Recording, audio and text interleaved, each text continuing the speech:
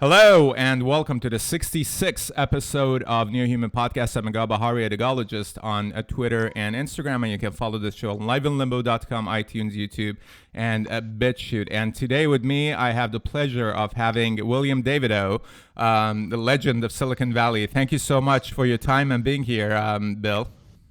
Well, thank you for having me. Yeah, absolutely. It's an honor. Just to give our audience some more familiarity with you, let's start with your background, the work you've done, the lives you've lived, and what are you mainly focused on now these days? Okay. Well, in 1957, I thought I would save the world from Russia. How old were you then? When Sputnik was launched. How old were you then? Oh, I was 22. Okay. And the professor announced that Russia had launched Sputnik, and I thought if you have a grain of technology in your blood, you better study technology and help us win the space race. And that started me on a path that led me to Silicon Valley, and I ultimately ended up running the microprocessor area at Intel and then doing some venture capitalism. And then when at some point I decided I would try and write a book. So I did, and you are about to talk to me about my most recent book. Absolutely, which the book is called The Autonomous Revolution, Reclaiming the Future We Have Sold to Machines. You were with Intel since the very beginning, am I right? Well, I joined them in 1973. They were 5 years old, but they were $66 million.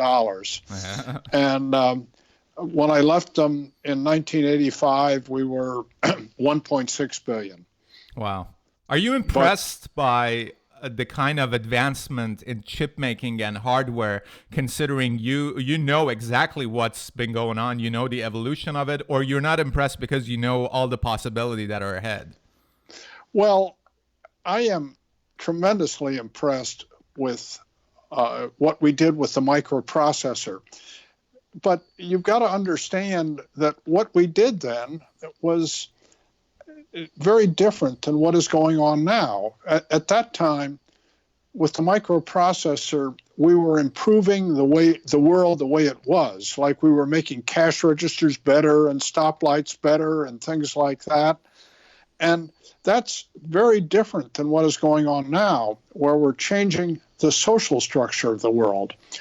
And if I look back on it, the rate of advance was really slow. We were doubling chip density at the rate of 40% a year. That's a factor of 1,000 in 20 years. I suspect that the internet reduced the cost of communication by a factor of 1 million, probably in less than 10 years. So we're dealing with rates of change or rates of improvement that are 1,000 times faster than what the semiconductor did. And this rate, would you say, is an inevitable outcome of exponential rate of growth, technological growth? Is that right? Well, it's just all these advances that are taking place in a new world. We're living in virtual space, which frees us from the limitations of physical space. And so we've moved from the physical space for which we were adapted to the virtual space where things happen very quickly for which we're maladapted. Mm-hmm. Now, before getting into the book, I just want to bring this up for our audience and get your response to it, because you consider what is happening as the third industrial revolution, I would say. You tweeted that for the third time in the history of humanity, civilization is undergoing phase change. The first was the agricultural revolution. The second, the industrial revolution. We are now in the midst of the autonomous revolution. Now, what we are hearing more and more is the fourth industrial revolution, that, just to give a definition to our audience, the World Economic, based on what World Economic Forum has talked about. Again, the first industrial is agriculture. Second is industrial. They're saying that the third used electronics and information technology to automate production. Now a fourth industrial revolution is building the world on the third, the digital revolution that has been occurring since the middle of the last century. So how do you see it as only the third, not the fourth? Well, the this is not an extension of the Industrial Revolution. The Industrial Revolution, as far as I'm concerned, has come to an end. What happened in the various phases of the Industrial Revolutions is that we made technological advances, but the forms of our institutions remained the same. Like we replaced the handwritten spreadsheet with Excel, but we still did accounting in firms the same way. We replaced steam power with electrical power, but we still had factories. Suddenly, what is happening, and why this is not an extension of the Industrial Revolution, is that the form of what we are doing is changing. A bank becomes a cell phone application. It vanishes into virtual space. That's very different. The factory did not vanish in the Industrial Revolution. It just changed and became more efficient.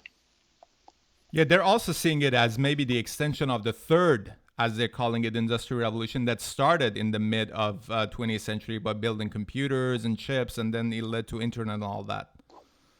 Yeah, I think the biggest mistake we can make is to think that this is business as usual with just a little change. What is happening today is something very fundamental. Think of what happened during the agricultural revolution. We had the agricultural revolution and the form of government changed. We went from being tribal chiefs to having kings and city-states. We used to deal with barter. We invented money, and suddenly we had exchange and markets. When the Industrial Revolution came along, we changed very differently. Most of us prior to the Industrial Revolution were entrepreneurs. We worked on farms and lived by what we produced, or we were in a cottage industry and made clothes and shoes that we sold to others. After the Industrial Revolution, we became a dependent civilization. We depended on others to pay us to do work. So that happened that we created the job as a result of that. Before the Industrial Revolution, we had small government. After the Industrial Revolution, government grew from 3% of GDP to around 40% of GDP today. So these are things, and those are what we call social phase changes. They are very different from just improving the efficiency of society. Mm-hmm. What made you write this book at this point? Was this any specific kind of an event, or you just see the trend that is building, writing the book, The Autonomous Revolution, Reclaiming the Future We've Sold to Machines? Well, I had three objectives in writing the book. Number one, I like to write, and so it's kind of fun. I mean, it's kind of like being a painter. Right. The other one was I thought it would be fun to talk to local groups just to get to know people in the community better. And the third one was the thing I really hope will happen, which is that I hoped that I could influence the thinking of 1,000 policymakers so that we wouldn't just treat this as being just a little bit different than in the past. We're going to have to think about how we distribute wealth in the future. You see, in the past, the fundamental mechanism for distributing wealth was the job. That's how we put money in people's pockets. If there is a shortage of work, then a lot of people can't participate in that mechanism. So we've got to think about new mechanisms for distributing wealth. Mm-hmm. And how well do you see our politicians doing this job? Because so far, I've only can think of Andrew Yang, who's been talking about and I'm talking about him beyond the partisan kind of structure, because the partisan structure seems to be counter to kind of measures that need to be taken in order to adopt into what's coming technologically speaking. Yeah, what happens is that when we're insecure because of rapid change, we tend to react by saying, this is what worked in the past, and we become more committed to be doing precisely what we did in the past. So we try to impose past solutions on future problems. But, that doesn't work. And new problems require new solutions. And so we have to do those things. And most of what people are talking about, as far as I'm concerned today, is they're talking about doing conventional solutions to future problems. I hope that the free market will create lots of jobs. And I hope that by reducing taxes and getting rid of red tape, it will do enough. And I hope that by creating, moving more manufacturing back, it will help solve the problem. But I would like to give you a sort of a counter example here to think about.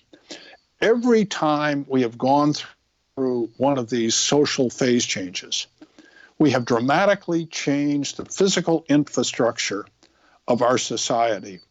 Like we went from living on farms to living in cities. In the future, with the autonomous revolution, it is highly likely that we will have a different physical infrastructure associated with our society. And I'm not talking about fixing sewers. I'm saying, hey, maybe people will want to repurpose office buildings and shopping centers. Maybe they will want to return to living in living cities, which will have more parks. Maybe they will think sitting in traffic for 2 hours isn't a good idea, and they're going to want more public transportation. All of those things. So today we spend 5% of the gross national product on construction. Maybe in the future we'll be spending 10 or 15% on construction because we will be rebuilding our physical environment to match the needs of the future. That would create a lot of jobs. And it's a matter of prioritization too, right? It takes a body, whether a government or a corporation or whoever, to detect problems, prioritize them, and come up with solutions. It just seems like this debacle of bureaucracy that is happening, for example, in the United States, politically speaking, is just counterproductive to the measures that need to be taken appropriately to the speed of technological growth. Yeah, I believe that there are conservative solutions to the problem, and I believe there are liberal solutions to the problem. What is important is that you say, I've got a purpose and a goal, and we all get behind a certain set of solutions and work to make them work.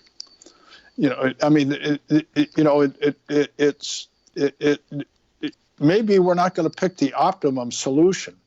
When I was in business, we seldom picked the perfect solution, but as a management team at Intel, we all said, hey, we've done the best we could to find the solution. Now let's make the solution work. Right. And that's what we did during the Second World War. That's what we've done when we faced other crises. We've made the solution we picked work. Mm-hmm. I think this is a very interesting time to talk about solutions too. We're going through this coronavirus pandemic and see how quickly they respond to it with respect to coming up with solutions. Yeah, well, but that's an example of the fact that probably the biggest threats in our future are going to be pandemics and bioterror. Right. And this one should have convinced us that a pandemic can be a pretty devastating thing.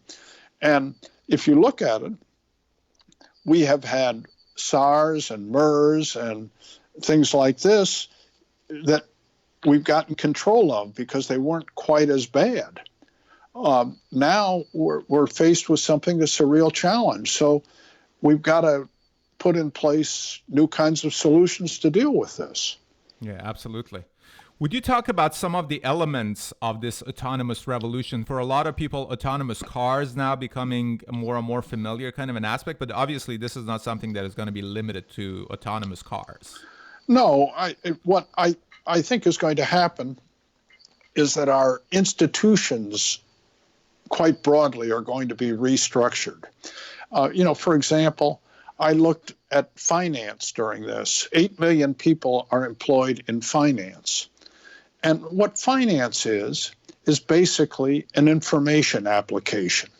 If you look at it, you've got a bank, and it's a physical building, but it's an information application. What goes on inside it is all information processing. We're matching buyers and sellers and doing things like this, and we're transferring money around.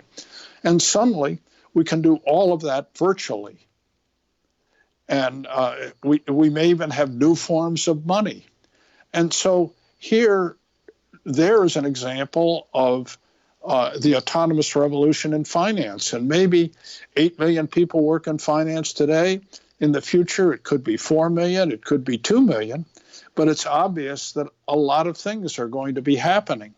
And if you look across the business world, what I tell people is, look at that office building. It's got offices and elevators and desks, and it's got information network. People talk to one another. They send around notes, and they're on computer files.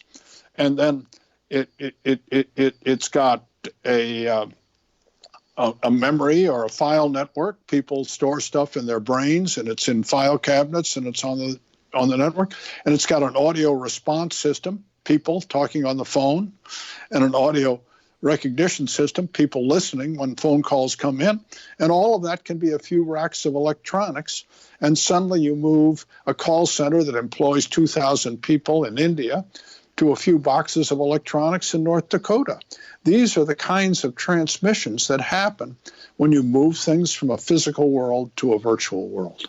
I think what freaks people out a lot is this comparison that the job that 2,000 people are doing, it can be done by few racks of computation. And they cannot just grasp that, hey, I can be replaced, what I'm offering can be replaced. But not only that, it's that people are not realizing that we've already started merging with technology and machines since we started using tools. They don't see it like that. Well, look, there are a lot of things that we don't see. For example, there's a lot of socially useful work that has zero monetary value in our society. I look at it, and if you are raising children and you want to go to the office, you drop them off at childcare and pay somebody to take care of them. Did we ever think about paying people to stay at home and raise their children? Well, we'll give you money to subsidize childcare, but if you have somebody else do it, we won't give you money to raise your own kids. So we're going to have to be willing to think about adopting different perspectives. I'm not saying that's the right solution to the problem, but we're going to have to think differently in the future. Yeah, absolutely, because it's very obvious that any technology works as well as a society that adopts it. And one of the reasons that I'm bringing these up, because I think, for example, Google Glass was a very good example that and we've talked about this before, that it was not even available to be bought. It had to be given to certain people, creating this elite group of individuals in San Francisco area. And they were, in many cases, they were getting attacked by people who were not wearing those glasses. Yeah, well, I mean, yeah, I don't know how to respond to that one. Well, one of the responses that I got from the chairman of Transhumanist Party here in the U.S. was that people felt they were being left out, that this is something that they can't even buy. It has to be given to them by a company, and creating this elite group of people was not something that was received well by the community. Well, I think we have a problem with elitism in the country today. And, when I came to Silicon Valley, which was 1959, it was really egalitarian. And we valued people by what they contributed. And when I say that, I mean, I think we valued policemen and school teachers and everybody. And it was my experience that the managements of those companies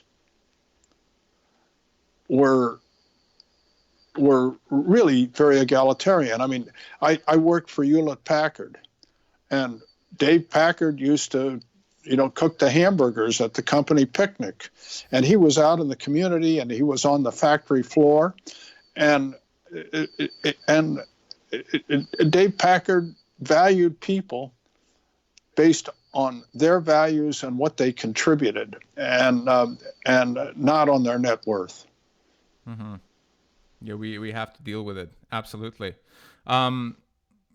Let's talk about use autonomous vehicles as an example, because the information that is being harvested in order to make an autonomous system functional, one of the concerns is that that set of data will be owned by a centralized structure of authority, whether it's going to be Google or whether it's Microsoft or any other company.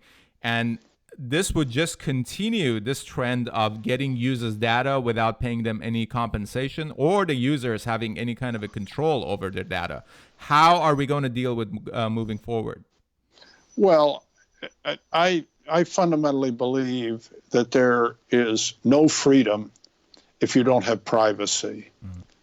And that is an issue that, as far as I'm concerned, maybe we'll develop technologies like blockchain that will enable us to do this. But I think it's a government issue, and I believe that I should own my own information. And if you look at it, let me give you the example. My capital equipment is my car and my computer and my cell phone. I am using my capital equipment, and the people who are appropriating my data are using the product that I produced on my capital equipment. If I was running a factory using my capital equipment, putting product on the shipping dock, and you were taking it off the shipping dock, you'd be in jail. And because this stuff is intangible, we don't deal with it the same way that we do with tangible things. Mm-hmm. But the world of the future, intangible things have, in many cases, more valuable than tangible ones. But the law hasn't caught up with it. And so, if I write a song, people, can sort of take it from me and not compensate me now. These new technologies make a lot of things possible that were not possible in the past, and they make cybercrime possible, but they make new kinds of theft possible as well. And one of the things that you're stealing from me is my privacy. Yeah, whenever we talk about universal basic income, because that seems to be like an inevitable kind of a step for people who will be losing their job, my opinion is that why can't we get paid for the data that we produce and share with these companies based on the contribution? Well, one of the things that we suggested in the book was that we create information fiduciaries where all of that data would be resident with the information fiduciary, kind of like a safety deposit box. And then that, as the owner of this, if I wanted free stuff from Google, I could say, you can have this kind of data. Or if I wanted to buy automobile insurance, I could say, here's my driver's record, you can have access to it, or other things. But I would put me in control of my data and who gets to use it. And that way I could monetize it. And that would probably, I'm guessing, generate a few $1,000s a year in income for individuals as well. And it also be decentralized, right? Because you're not going to be dependent on, for example, only Google, because you can decide to share data with Amazon and then Facebook and what, and you get money from all those decentralized sources. Yeah. Yeah, and there are other solutions to this. I've been reading about blockchain, and they have a different solution to the problem, but it it's obvious that we should do something. And when I say one of the things I didn't like about writing the book is that the publisher said, "Well, you've got to give us a few solutions." And I said, "Well, all right, I'll propose something." But what I want people to understand is that there are many solutions to the problem, and so I've defined one, but there could be numerous others. In case I said an information fiduciary, if you talk to Dan Tapscott, he would say, "Hey, blockchain is the way to do it." And I don't care how we arrive at the solution. I just want to see people owning their own information. But you're optimistic about blockchain? Well, I think blockchain is a phenomenal technology. The question is, how will it? How will we get it embedded in society? And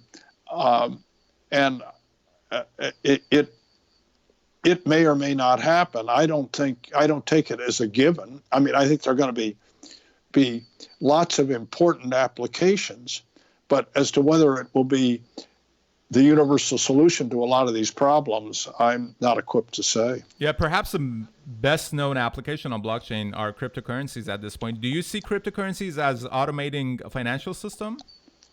I see cryptocurrencies as extremely important, and not necessarily Bitcoin, but a cryptocurrency. And the reason why is money is to be a unit of account, a store of value, and a medium of exchange.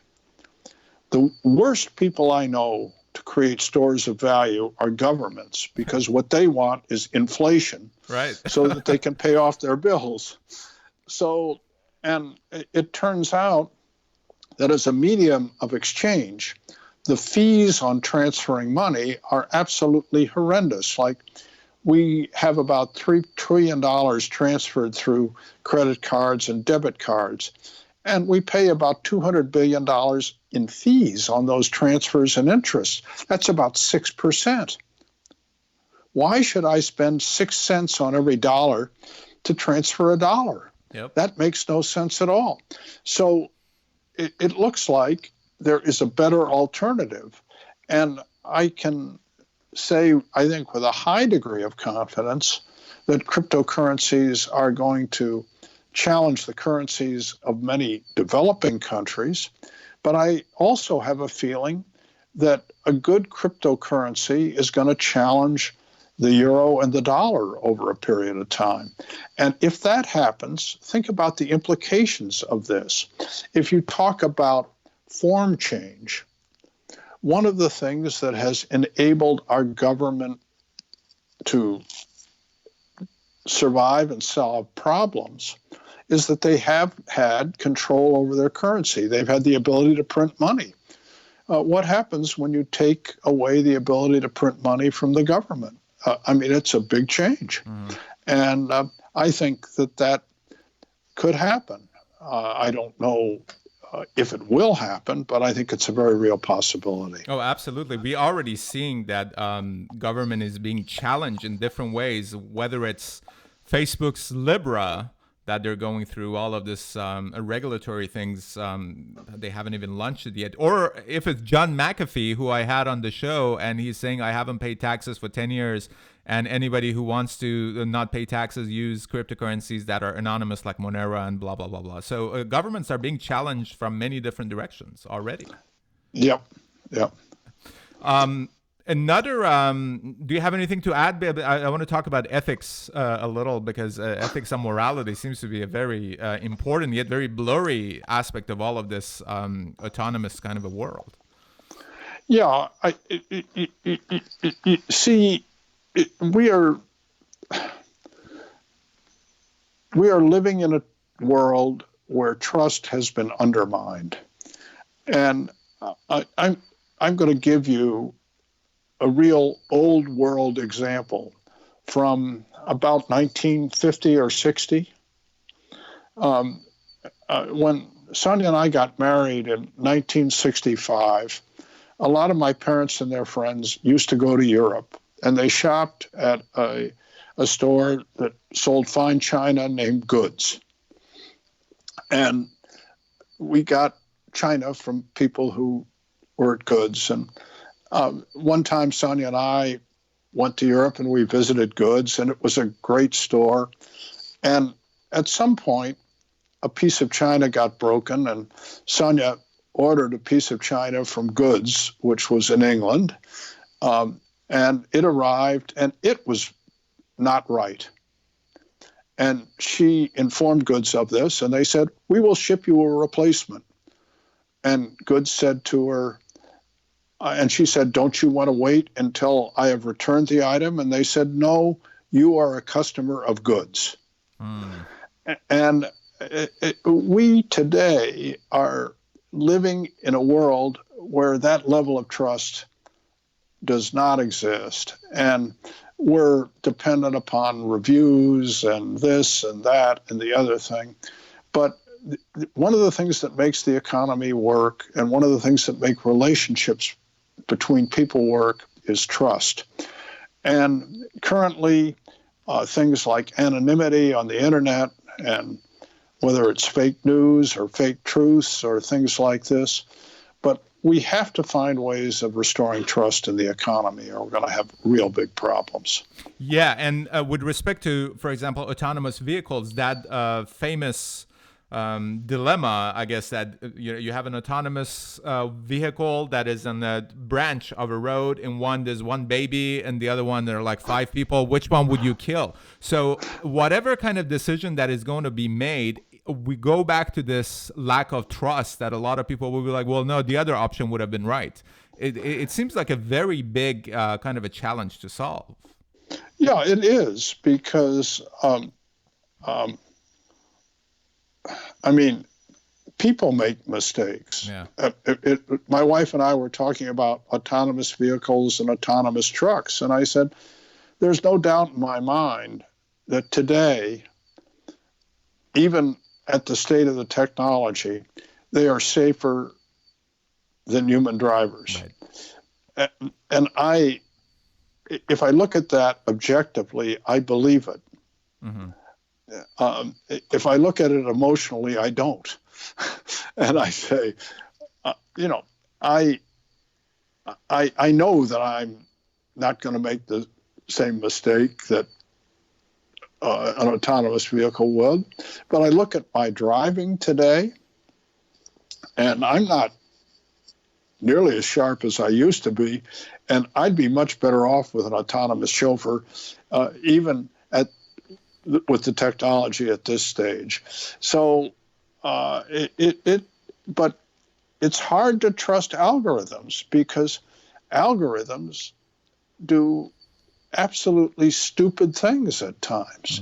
And an algorithm is a rigid rule frequently. And I said, I would love to write rules that say use your best judgment, and algorithms don't work that way. Yeah, there's also alignment issue, right? Like best judgment for humans are not necessarily going to be the best judgment for algorithms. It's just experiencing different realities. Right. Considering the exponential growth of technology on the basis of Moore's law, that was determined on the basis of silicon. And what I'm hearing is that we are reaching the limits of silicon, and we have to enter a new mode of computation. Quantum computing is one of the candidates, but I'm getting from a lot of experts in the field that they're not that optimistic about the emergence of a functional quantum computing anytime soon. What do you think about quantum computing in specific and the next mode of computation in general after silicon? I am not an authority on any of this, but what I observe is that I am not sure our limitations are associated anymore with the power of computation. We are limited not by the power of computation, but by our ability to adapt to the applications as they are currently being structured. We do not need more technological progress to make vast improvements in our society right now, more technological improvements in computation. What would make us better is if we figured out how to apply the improvements we already have more humanely. And what I've told people is that I consider the recent crop of engineers to be not very good. And they look at me and they say, well, they're all technological geniuses. And I look at them and I say, hey, I'm using this stuff. And is it making my life simpler and more efficient? And the answer is that it does not do 100% of what is absolutely critical to me 100% of the time reliably. And what happens is that I'm constantly getting bogged down in fringe cases where something surprising happens and I end up spending an incredible amount of time on a fringe case that I didn't want to have anything to do with anyhow, but I'm trying to get rid of it. I mean, I'm looking at this and what do I do with my phone? I just went through it and spent an incredible amount of time turning off alerts. Oh, is that an iPhone or Android? I don't want to say. but to me, that's poor engineering. And it's not doing for me what I want it to do. Or I find that I've got this wonderful electronic calendar system, but for some reason, the software is not reliable enough for me to use my phone and be 100% certain that it updates all the other devices. So when I'm out, I don't enter a new event on my phone. I check for it on my phone, write it down on a piece of paper, and come home or make myself a note on my phone and come home and enter it on my computer so that I'm sure that it gets updated throughout the system. Well, these things are really wonderful conveniences, but if they don't work 100% reliably 100% of the time, and so don't upgrade me, figure out how to make the stuff you've sold me work reliably. We just had our home audio system replaced. And the reason was that we had a sophisticated system, and I told the guy I wanted the least sophisticated system, and he swore he sold it to me. Well, it turns out that I ended up with a sophisticated system that worked most of the time. Hmm. Or I have a thermostat that was online, and it got software upgraded, and my wife couldn't turn on the furnace. Oh my God. On a cold day. Oh. So I cut it off from the internet. And I'm now probably 30 versions of software behind, but the furnace always turns on. So these are things that are really important. Oh man, you're so right. I mean, how the masses are going to adopt something like that. Bill's book is called The Autonomous Revolution: Reclaiming the Future We've Sold to Machines. I have two more questions for you. What do you think about this 5G and the tech rivalry between United States and China? Well, I have for a long time thought that we managed our situation with China not well. And this goes back to trade when I was with Intel. And I believe the Chinese are extremely competent, and they do a very good job, but their motivations are frequently not aligned with our best interests. And in that case, we better find a way, whether it's with 5G or with the production of drugs, to be not as dependent upon them. And this doesn't say don't do business with them, but we are overly dependent upon them, and we are not demanding enough that they play by the same rules that we play by. And that doesn't mean that they shouldn't have different rules. Mm. That means that when they interface with us, then we've got to get mutual agreement on what a fair set of rules are, because different societies are going to have different rules. We can't tell China what rules they should have, but we can say, hey, in the places where we interact, these are the sets of rules you're going to have to abide by.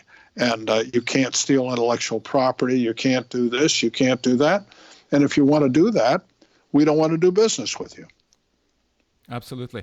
Thank you so much again for your time. It's been such a pleasure and honor. Let me ask you the last question I ask all my guests, that if you come across an intelligent alien from a different civilization, what would you say is the worst thing humanity has done? And what would you say is our greatest achievement? Oh, God. The worst thing? Well, I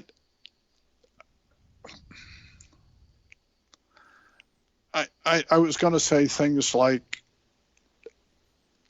genocides, and then I thought, hey, we have also horribly abused our environment, and we aren't feeling the effects of that, but we will. And I'm sorry, what was the other thing you wanted to know? Our greatest achievement. Well, you know, our greatest achievements are that we've found, I think, a way of adapting to the physical world. Fantastic.